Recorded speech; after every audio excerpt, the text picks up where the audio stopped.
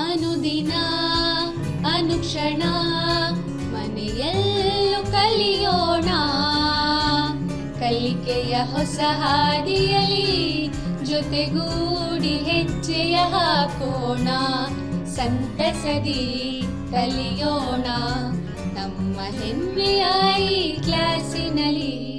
Yes sir. Yes teacher. Present ma'am.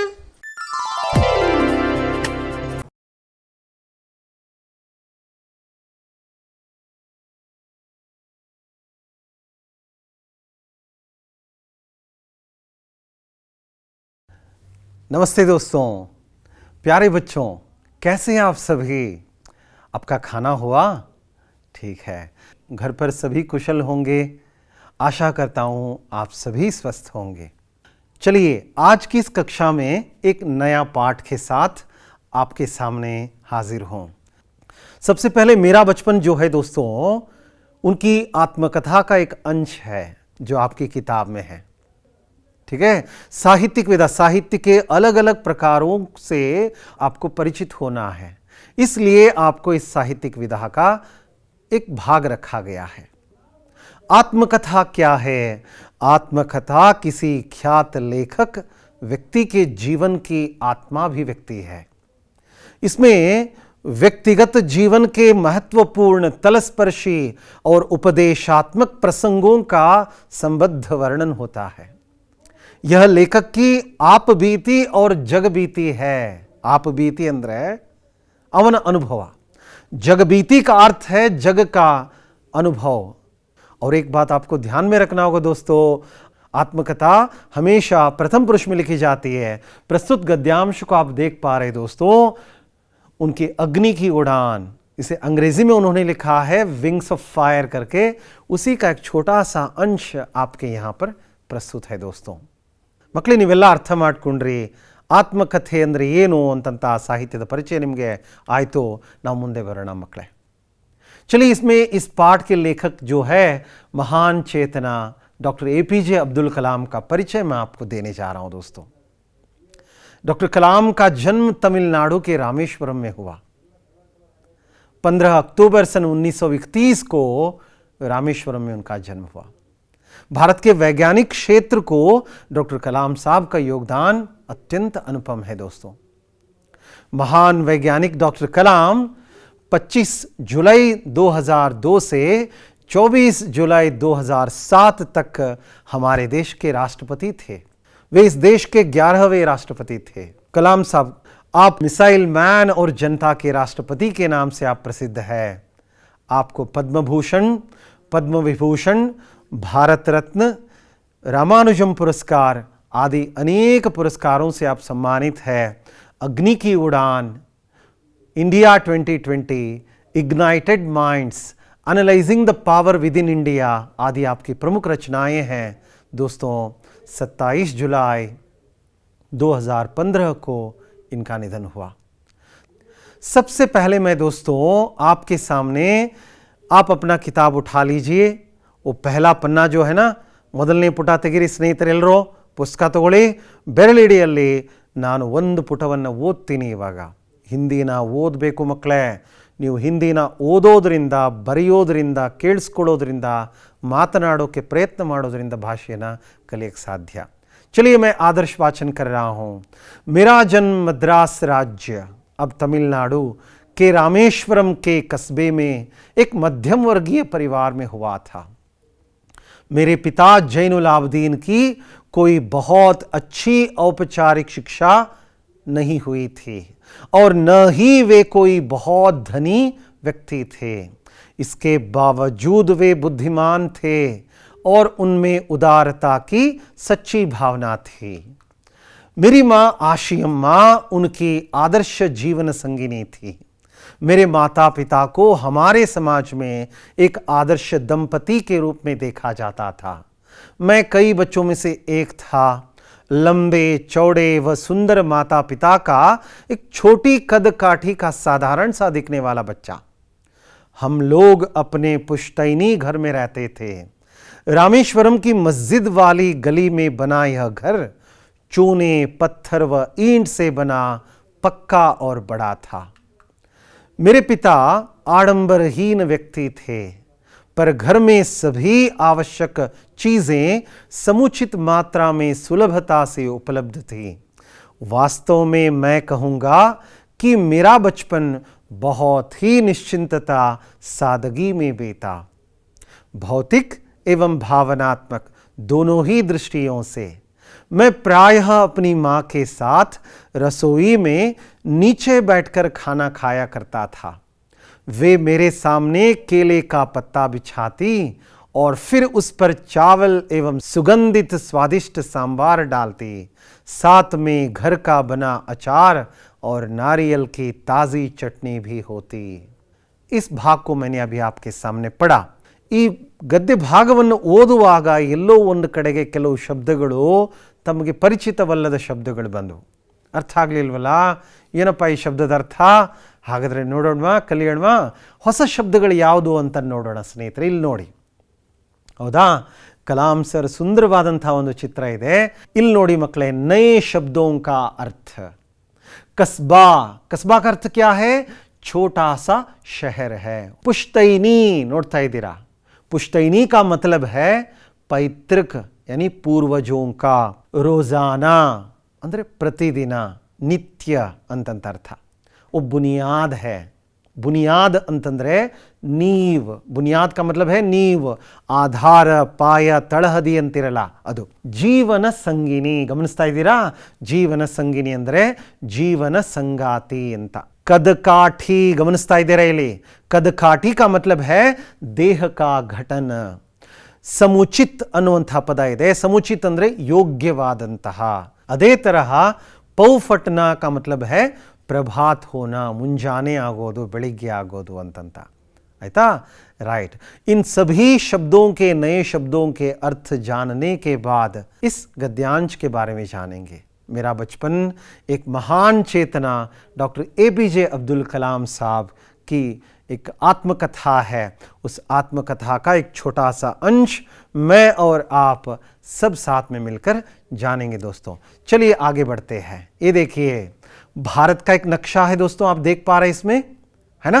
Bharat के इस नक्शे में आपको पता है तमिलनाडु कहाँ है? बिल्कुल जी, तमिलनाडु यहाँ पे है दोस्तों. तमिलनाडु के इस कोने में रामेश्वरम है. उस रामेश्वरम में डॉक्टर कलाम साहब का जन्म हुआ. चलिए, कलाम का जन्म तमिलनाडु के रामेश्वरम में एक मध्यम वर्गीय परिवार में हुआ था. अब देख पा रहे हैं ना, ये बहुत ही खूबसूरत सुंदर चित्र जो है रामेश्वरम शिव मंदिर का चित्र है ना? तो उनके पिता का नाम जैनुलाब्दीन और माता का नाम था आशी अम्मा. यहाँ जो चित्र है कलाम के पिता जैनुलाब्दीन का चित्र है. मेरे पिता जैनुलाब्दीन की कोई बहुत अच्छी औपचारिक शिक्षा नहीं हुई थी. ಔಪಚಾರಿಕ ಶಿಕ್ಷಣ ಅಂದರೆ ಮಕ್ಕಳೇ, ನೀವೆಲ್ಲ ಶಾಲೆಗಳಿಗೆ ಹೋಗಿ ಏನು ಶಿಕ್ಷಣವನ್ನು ಪಡಿತಾ ಇದ್ದೀರಲ್ಲ, ಅದನ್ನು ಔಪಚಾರಿಕ ಶಿಕ್ಷಣ ಅಂತಾರೆ ಮಕ್ಕಳೇ, है ना? मेरे पिता जैनुलाब्दीन की कोई बहुत अच्छी औपचारिक शिक्षा नहीं हुई थी और न ही वे कोई बहुत धनी व्यक्ति थे. ಅಂದರೆ ಅವರು ಅಷ್ಟು ಶ್ರೀಮಂತರು ಅಲ್ಲ ನನ್ನ ತಂದೆ. ಅಂದರೆ ಒಂದು ಮಧ್ಯಮ ವರ್ಗದಲ್ಲಿ ನನ್ನ ಜನ್ಮ ಆಯಿತು ಅಂತಾರೆ ಕಲಾಂ. इसके बावजूद वे बुद्धिमान थे. ಇಷ್ಟಾದರೂ ಕೂಡ ನನ್ನ ತಂದೆ ಬುದ್ಧಿವಂತರಾಗಿದ್ದರು. उनमें उदारता की सच्ची भावना थी अंತಾರೆ. ಬಹಳ ಉದಾರ ಸ್ವಭಾವದವರಾಗಿದ್ದರು. मेरी माँ आशी अम्मा उनकी आदर्श जीवन संगिनी थी अंತಾರೆ. ನನ್ನ ತಾಯಿ ಆಶಿ ಅಮ್ಮ ಇದ್ರಲ್ಲ, ನನ್ನ ತಂದೆಗೆ ಒಬ್ಬ ಆದರ್ಶ ಹೆಂಡತಿ ಆಕೆ, ನಿಜವಾದ ಜೀವನ ಸಂಗಾತಿ ನಮ್ಮ ಅಪ್ಪನಿಗೆ. मेरे माता पिता को हमारे समाज में एक आदर्श दंपति के रूप में देखा जाता था दोस्तों. कलाम के पिता आडंबरहीन व्यक्ति थे. कलाम रवर ತಂದೆ ತುಂಬ ಸಿಂಪಲ್, ಸರಳ ವ್ಯಕ್ತಿಯಾಗಿದ್ದರು. वे सभी अनावश्यक ऐशो आराम वाले चीज़ों से दूर रहते थे.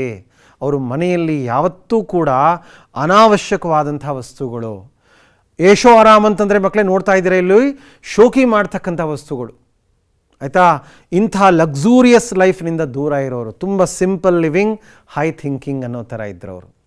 ಸೊ ಹಾಗಿದ್ದರೂ ಕಲಾಂರವರ ತಂದೆ, ಬಹುಶಃ ತಂದೆಯ ಈ ವ್ಯಕ್ತಿತ್ವದ ಪರಿಣಾಮ ಮಗನ ಮೇಲಾಯಿತು. ದೇಶದ ರಾಷ್ಟ್ರಪತಿ ಆದರೂ ಅವರು ಎಷ್ಟು ಎಷ್ಟು ಸರಳವಾಗಿ ಬದುಕಿದ್ರು ನಮ್ಮೆಲ್ಲರಿಗೂ ಅವರು ಆದರ್ಶ ಮಕ್ಕಳೇ. ಅವರ ಈ ಒಂದು ಪುಸ್ತಕ ಏನಿದೆ ಅಗ್ನಿ ಕಿ ಉಡಾನ್, ತಾವು ದಯವಿಟ್ಟು ಓದಬೇಕು. ಯಾವುದಾದ್ರೂ ಸ್ನೇಹಿತನ ಬರ್ತ್ಡೇ ಇತ್ತು ಅಂದರೆ ಆ ಪುಸ್ತಕ ಕೊಂಡ್ಕೊಂಡು ಏನು ಮಾಡಿ ಸ್ನೇಹಿತರೆ, ಅದನ್ನು ಗಿಫ್ಟಾಗಿ ಕೊಡಿ. ಇಂಥವನ್ನೆಲ್ಲ ಓದಿದ್ರೆ ಖಂಡಿತ ಮೋಟಿವೇಟ್ ಆಗ್ತೀರಾ ಮಕ್ಕಳೇ, ಪ್ರೇರಿತರಾಗ್ತೀರಾ. ಸರಿ, ಹಾಗಾದರೆ ಕಲಾಂರವರ ತಂದೆಯ ಬಗ್ಗೆ ಕೇಳಿದೆ.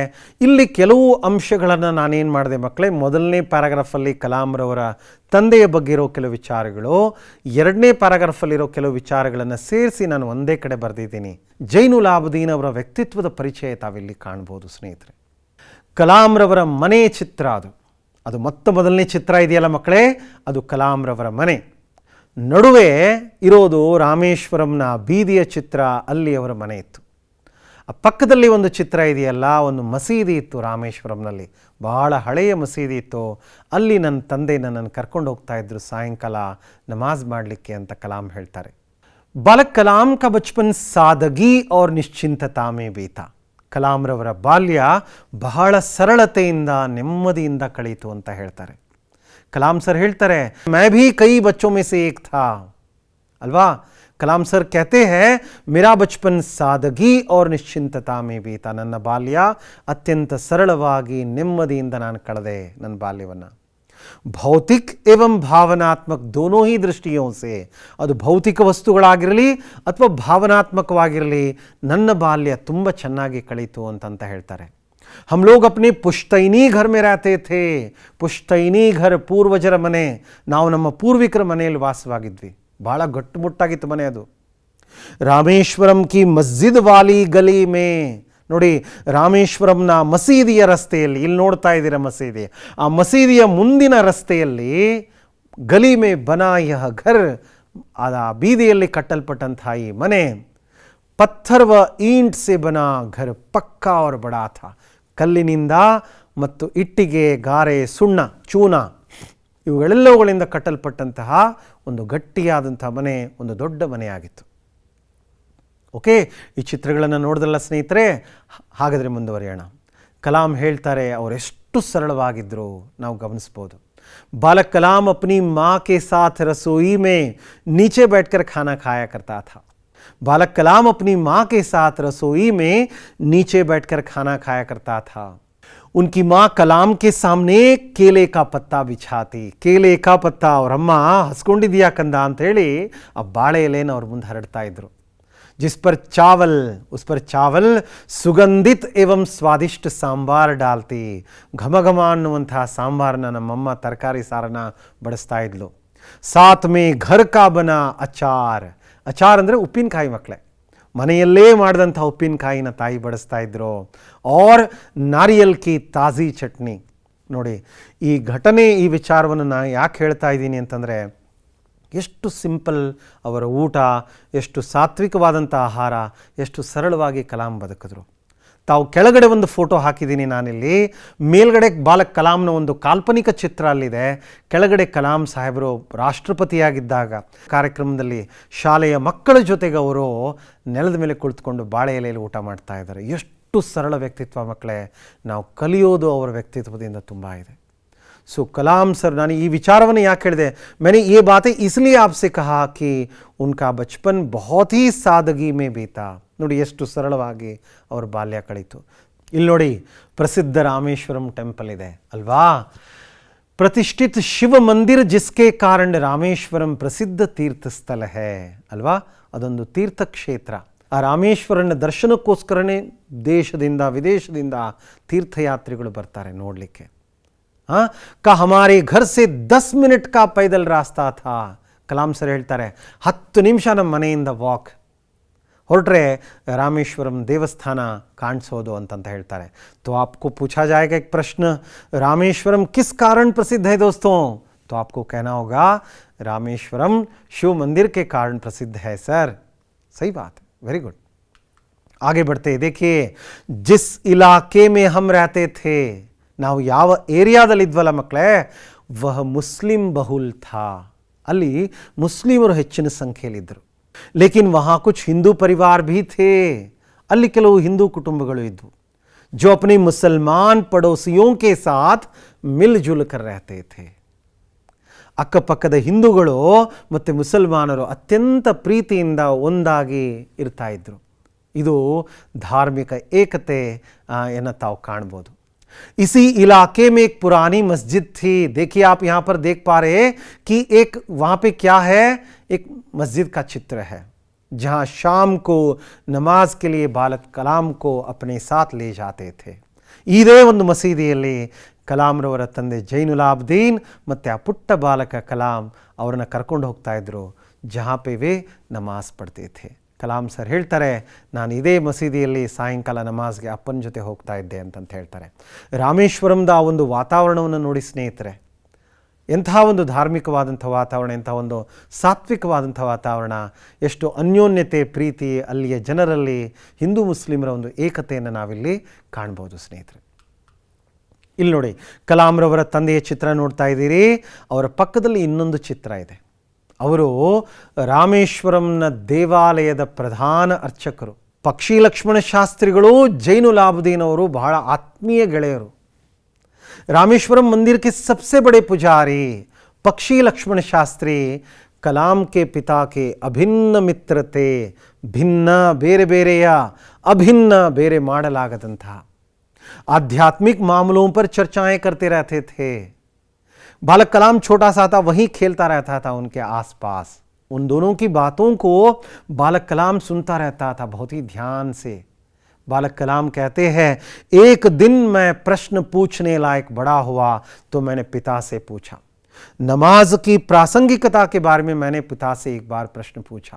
ಅವರು ಇಷ್ಟು ಬ್ಯೂಟಿಫುಲ್ ಆದಂಥ ಒಂದು ಉತ್ತರ ಕೊಡ್ತಾರೆ ಅಂತಂದರೆ ನೋಡಿ ಸ್ನೇಹಿತರೆ, ಜಬ್ ತುಮ್ ನಮಾಜ್ ಪಡ್ತೆ ಹೋ, ಜೈನುಲ್ ಆಬ್ದೀನ್ ಹೇಳಿದ್ರು ಅಬ್ದುಲ್ ಕಲಾಂಗೆ, जब तुम नमाज पढ़ते हो ना बेटा, तुम अपने शरीर से इतर ब्रह्मांड का हिस्सा बन जाते हो, जिसमें दौलत, आयु, जाति, धर्म, पंथ का कोई भेदभाव नहीं होता. ನೀನು ಆ ರೀತಿಯಾಗಿ ದೇವರೊಂದಿಗೆ ಕನೆಕ್ಟ್ ಆದಾಗ ಅಲ್ಲಿ ಸಂಪತ್ತಾಗಲಿ, ವಯಸ್ಸಾಗಲಿ, ಜಾತಿ ಆಗಲಿ, ಧರ್ಮಗಳಾಗಲಿ ಯಾವುದೇ ಭೇದ ಭಾವ ಇರಲ್ಲ. खुदा के घर में सब एक है. वे कहते थे नमाज पढ़ने से भाईचारे की भावना बढ़ती है. ಒಂದು ಭ್ರಾತೃತ್ವ ಬೆಳೆಯುತ್ತೆ ಮಕ್ಕಳೇ ನಮಾಜ್ ಓದೋದ್ರಿಂದ, ಎಲ್ಲ ಒಟ್ಟಿಗೆ ಪ್ರಾರ್ಥನೆಗಳನ್ನು ಮಾಡೋದ್ರಿಂದ ಅಂತಂತ ಅಲ್ವಾ. ಅದರ ಒಂದು ವೈಬ್ರೇಷನ್ನೇ ಬೇರೆ ಇರುತ್ತೆ, ಅದರ ಶಕ್ತಿನೇ ಬೇರೆ ಇರುತ್ತೆ. पिताजी की दिनचर्या, ನನ್ನ ತಂದೆಯ ದಿನಚರಿ, ಪೌ ಫಟ್ನೆ ಕೆ ಪಹಲೆ, ಪೌ ಫಟ್ನಾ ಅಂತ ಹೇಳಿದೆ ನಾನು, ಪ್ರಭಾತ್ ಹೋನಾ, एक मुहावरा है वो. पिताजी की दिनचर्या पौ फटने के पहले सुबह 4 बजे नमाज पढ़ने के साथ शुरू हो जाती थी. ನನ್ನ ತಂದೆಯ ದಿನಚರಿ ಬೆಳಿಗ್ಗೆ ಕೋಳಿ ಕೂಗುವುದಕ್ಕಿಂತ ಮುಂಚೆ 4 ಗಂಟೆಗೆ ನಮಾಜ್ ಮಾಡೋದ್ರೊಂದಿಗೆ ನನ್ನ ತಂದೆಯ ದಿನಚರಿ ಪ್ರಾರಂಭ ಆಗೋದು ಸ್ನೇಹಿತರೆ. नमाज के बाद वे हमारे नारियल बाग जाया करते थे. नारियल बाग, ತೆಂಗಿನ ತೋಟ, ಬಾಗ್, ಬಗೀಚಾ. 4 ಗಂಟೆಯ ನಮಾಜ್ನ ನಂತರ ನನ್ನ ತಂದೆ ಆ ಒಂದು ತೆಂಗಿನ ತೋಟಕ್ಕೆ ನಡ್ಕೊಂಡು ಹೋಗ್ತಿದ್ರು. ಬಾಗ್ ಘರ್ ಸೆ ಕರೀಬ್ 4 ಮೀಲ್ ದೂರ್ ಥಾ. ಅಂದರೆ 1 ಮೈಲ್ ಅಂದರೆ ಮಕ್ಕಳೇ ಸುಮಾರು 1.5 ಕಿಲೋಮೀಟ್ರು. ಅಷ್ಟು ದೂರ ಅವರು ವಾಕ್ ನಡ್ಕೊಂಡು ಹೋಗ್ತಾ ಇದ್ರು. ಆ ತೋಟಕ್ಕೆ ಹೋಗಿ ಅಲ್ಲೆಲ್ಲ ಆ ತೆಂಗಿನಕಾಯಿಗಳನ್ನು ಆರಿಸ್ಕೊಂಡು ತಮ್ಮ ಭುಜದ ಮೇಲೆ ಹೊತ್ಕೊಂಡು ಬರ್ತಾ ಇದ್ರು. ಕರೀಬ್ ದರ್ಜನ್ ಭರ್ ನಾರಿಯಲ್, ಸುಮಾರು 1 ಡಜನ್ನಷ್ಟು ನಾರಿಯಲ್ಗಳನ್ನು, ದರ್ಜನ್ ಮನೆ ಡಜನ್ 12 ನಾರಿಯಲ್ ಕಂಧೆ ಪರ್ಲಿ, ಹತ್ರ ಸುಮಾರು ಒಂದು 12ರಿಂದ 15ರಷ್ಟು ತೆಂಗಿನಕಾಯಿಗಳನ್ನು, ಬಿದ್ದಿರೋ ಒಣದು ಹಸಿದು ಎಲ್ಲವನ್ನ ಹೊತ್ಕೊಂಡು ಪಿತಾಜಿ ಘರ್ ಲೌಟ್ತೆ, ಅಪ್ಪ ಮನೆಗೆ ವಾಪಸ್ ಆಗ್ತಾ ಇದ್ರು. उसके बाद ही उनका नाश्ता होता था. ಅದರ ನಂತರನೇ ಅಪ್ಪ ಮುಂಜಾನೆಯ ಉಪಹಾರವನ್ನು ಮಾಡ್ತಾ ಇದ್ದದ್ದು. अपनी ಜಿಂದಗಿ के 60 साल तक, ತಮ್ಮ ಜೀವನದ 60 ವರ್ಷದ ತನಕ ನನ್ನ ತಂದೆ ಈ ಫಿಟ್ನೆಸ್, ದೈಹಿಕ ಆರೋಗ್ಯವನ್ನು ಕಾಯ್ಕೊಂಡಿದ್ರು ಅಂತ ಕಲಾಂ ಒಂದು ಕಡೆ ಹೇಳ್ತಾರೆ. ಓಕೆ, ಪಿತಾಜಿ ಉಸ್ಕೆ ಬಾದ್ ಘರ್ ಲೌಟ್ತೆ ಥೆ.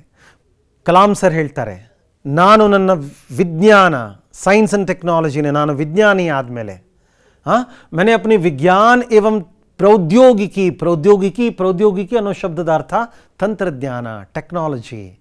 ನಾನು ನನ್ನ ಸೈನ್ಸ್ ಆ್ಯಂಡ್ ಟೆಕ್ನಾಲಜಿಯ ಇಡೀ ಜೀವನದಲ್ಲಿ ನಾನೊಬ್ಬ ವಿಜ್ಞಾನಿಯಾಗಿ DRDOಗೆ ಕೆಲಸ ಮಾಡಿದೆ, ಇಸ್ರೋಗೆ ಕೆಲಸ ಮಾಡಿದೆ, ಬೆಂಗಳೂರಿನ HAL ಕೆಲಸ ಮಾಡಿದ್ರು ಕಲಾಂ ಸಾಹೇಬರು ಪ್ರಾರಂಭದಲ್ಲಿ.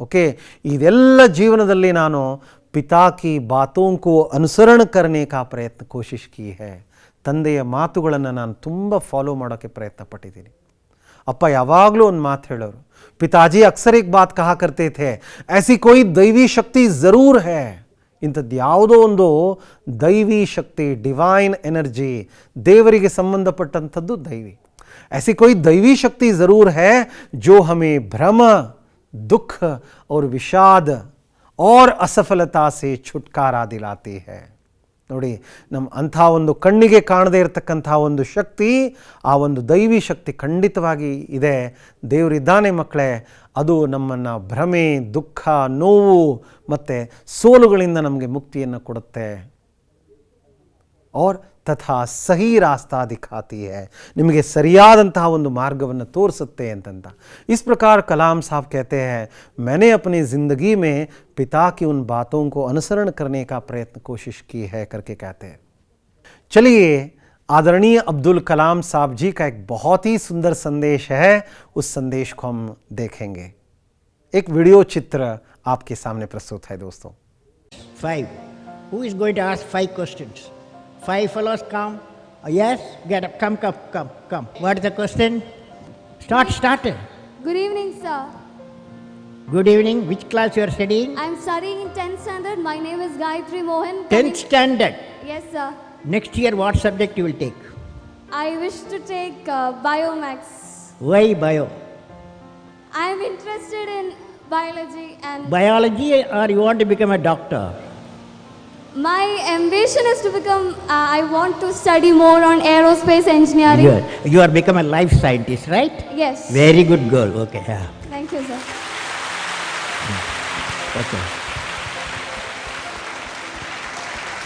So my question to you is, a journey from Rameshwaram to Rashtrapati Bhavan is indeed a great achievement which no one can think of. You are giving a lecture now. What is the question? Sir, I would like to hear from you a few tips for the upcoming generation to succeed in life. Well, succeeding life, I have already told you. Yes, sir. You have to do 4 things, okay? Number 1, repeat with me. Number 1, you repeat. Number 1, Great aim. great aim. I will have great aim. I will have great aim. I will I will continuously acquire knowledge. Continuously acquire knowledge. continuously acquire knowledge. Oh, I will do hard work. I will do hard work. I will persevere I will persevere and succeed. and succeed. Okay, that's the mantra. Thank you, sir. Thank you so much. ಹಾಗಾದರೆ ಇಷ್ಟು ಹೊತ್ತಿನ ತನಕ ನಾವೆಲ್ಲ ಕಲಾಂರವರ ಜೀವನದ ಒಂದು ಸಂದೇಶದ ಒಂದು ಚಿಕ್ಕ ಭಾಗವನ್ನು ನೋಡಿದ್ವಿ ಮಕ್ಕಳೇ ಇಷ್ಟೊತ್ತಿನ ತನಕ ಕಲಾಂರವರ ಮೇರಾ ಬಚ್ಪನ್ ಭಾಗದ ಒಂದು ಅರ್ಧ ಭಾಗದ ಅಂಶವನ್ನು ನಾವೆಲ್ಲ ಗಮನಿಸಿದ್ವಿ ಅದಕ್ಕೆ ಸಂಬಂಧಪಟ್ಟಂತಹ ಕೆಲವು ಪ್ರಶ್ನೆಗಳಿದ್ದಾವೆ ಸ್ನೇಹಿತರೆ चलिए अब इसका जवाब दीजिए मुझे अब्दुल कलाम का जन्म कहाँ हुआ भाई अच्छा तुम बताओगे जी हाँ बिल्कुल सही तमिलनाडु के रामेश्वरम में अब्दुल कलाम का जन्म हुआ जैनुल आबदीन कैसे व्यक्ति थे ओके जैनुल आबदीन आडंबरहीन व्यक्ति थे बहुत ही सीधा साधा आडंबरहीन व्यक्ति थे बालक कलाम का बचपन कैसे बीता दोस्तों ಸಾದಗಿ और ನಿಶ್ಚಿಂತತಾ में बीता ತುಂಬ ಸರಳವಾಗಿ ನೆಮ್ಮದಿಯಿಂದ ಅವರ ಬಾಲ್ಯ ಕಳೆಯಿತು ಮಕ್ಕಳೇ और लास्ट में रामेश्वरम किस कारण प्रसिद्ध है दोस्तों रामेश्वरम प्रसिद्ध शिव मंदिर के कारण प्रसिद्ध है ना तो आपने देखा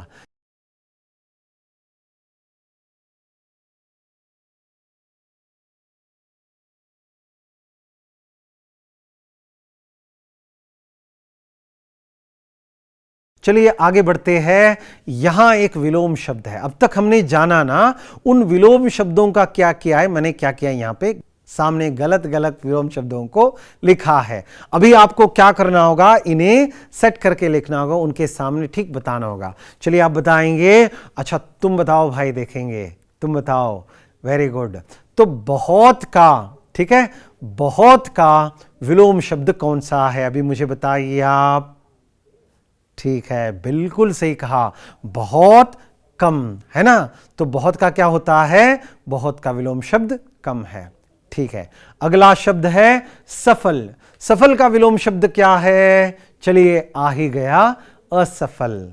अच्छा, बड़ा, बड़ा का क्या है विलोम शब्द, क्या है, अच्छा, आप सबने सही बताया, बड़ा का विलोम शब्द छोटा है। देखिए, और चौथा अच्छा। अच्छा का विलोम शब्द क्या है, अच्छा, बचे हुए दो विचारों में आपको इनमें ये करना है। अच्छा का विलोम शब्द है बुरा, बिल्कुल सही। इसके बाद अपना, अपना अंदर नम्मवरो अल्वा, उसका विलोम शब्द क्या है, आपके पास कोई चारा नहीं है, यहीं पे आपने देखा होगा, पराया, है ना। अपना का विलोम शब्द पराया है। तो आपने इस भाषा अभ्यास में कुछ विलोम शब्दों के बारे में जानकारी हासिल की।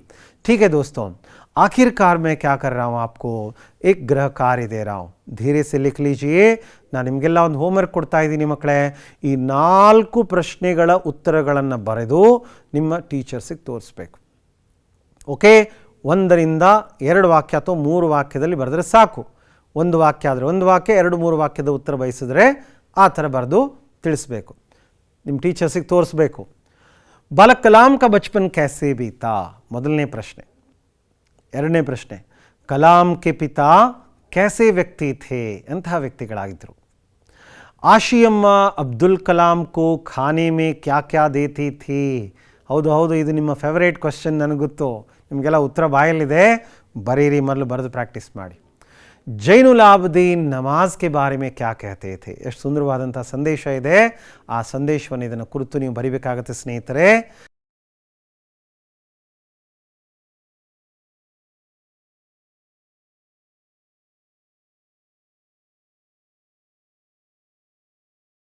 ಈ ಒಂದು ಹೋಮ್ವರ್ಕ್ ಇದೆ, ಈ ಹೋಮ್ವರ್ಕನ್ನು ನೀವು ಮಾಡಬೇಕು. ಲಾಸ್ಟಲ್ಲಿ ಕಲಾಂ ಸಾಹೇಬರು ಕೊಟ್ಟಂಥ ಒಂದು ಸುಂದರವಾದಂಥ ಸಂದೇಶವನ್ನು ತಮಗೆ ಹೇಳ್ತಾ ಈ ತರಗತಿಯನ್ನು ಎಂಡ್ ಮಾಡ್ತಾ ಇದ್ದೇನೆ.